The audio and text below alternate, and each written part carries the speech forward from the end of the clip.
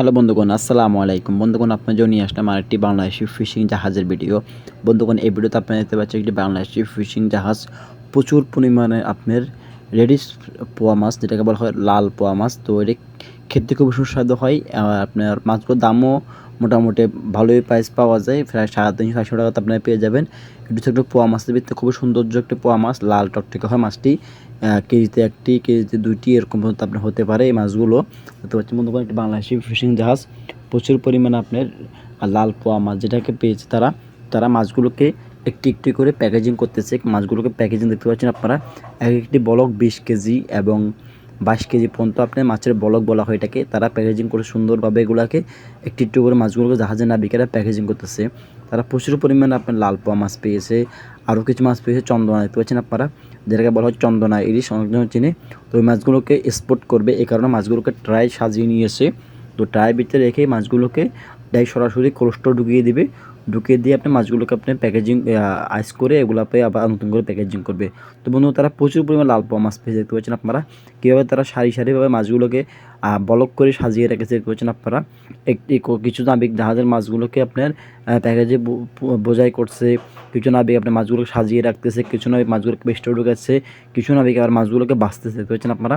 তারা প্রচুর পরিমাণ মাছ পেয়েছে, চন্দনা এবং লাল পোয়া মাছ, এই দুটি মাছ ভ্যারাইটিসে তারা পেয়েছে। প্রায় আপনি 10 থেকে 12 লক্ষ টাকা তারা মাছ পেয়েছে। মাশাআল্লাহ, দেখতে পাচ্ছেন আপনারা। রাত বাজে 2টা। তো ফিশিং জাহাজের সিস্টেমে আপনার রাত দিন কোনো কিছু ম্যাটার করে না। 24 ঘন্টা ফিশিং চলে, 24 ঘন্টায় মাছ ধরা চলতে থাকে। তো পাচ্ছেন তারা রাতের বেলায় কোনো দিন নেই, রাত নেই, কোনো হিসাব নাই। 24 ঘন্টা তারা কাজ করতে হয় সাগরে। তো যারা সাগর সারি করতে চান, এটা খুবই একটি রিস্ক আছে আর কি। তো সবাই এগুলো করতে পারে না। তো সবাই যারা পারে তারা অবশ্যই পারে, আর যারা পারে না তারা যেয়ে আপনার বয়স একটা দিয়ে চলে আসে, কারণ এটা সবাই দেখতে পারে না। দেখতে পাচ্ছেন মনে সারিভাবে জাহাজে নাবিকেরা বিভিন্ন মাছগুলোকে বিভিন্নভাবে গ্রেড করে আপনার বাছকে তুলছে, কারণ মাছগুলোকে আপনার আবার ওয়াশ করবে পানি দিয়ে। ওয়াশ করার পরে আবার সুন্দরভাবে প্যাকেজিং করে মাছগুলোকে জাহাজের তলে সব স্টোর হয়, যেটাকে আপনার গ্যাস দিয়ে চালানো হয়, এখানে আইস হয়ে থাকে। তো মাছগুলোকে ওখানে ঢুকিয়ে তো মাছগুলোকে আপনার আইস করে নেবে 2 থেকে 3 ঘন্টার ভিতরে। তো আইস করা হলে নতুন যেগুলো মাছ এক্সপোর্ট করা হয় এগুলোকে আবার উঠিয়ে বলকগুলো ভেঙে আবার এগুলাকে প্যাকেজিং করা হয় নতুন করে। তো এটা বলা হয় এক্সপোর্ট। এভাবে করলে মাছের কোয়ালিটি এবং মাছের সৌন্দর্য মানে অটুট থাকে, এই কারণে মাছগুলোকে এক্সপোর্ট করা হয়। এই কারণে দেখতে পাচ্ছেন বন্ধু, তারা প্রচুর পরিমাণে মাছ পেয়েছে, দেখতে পাচ্ছেন আপনারা।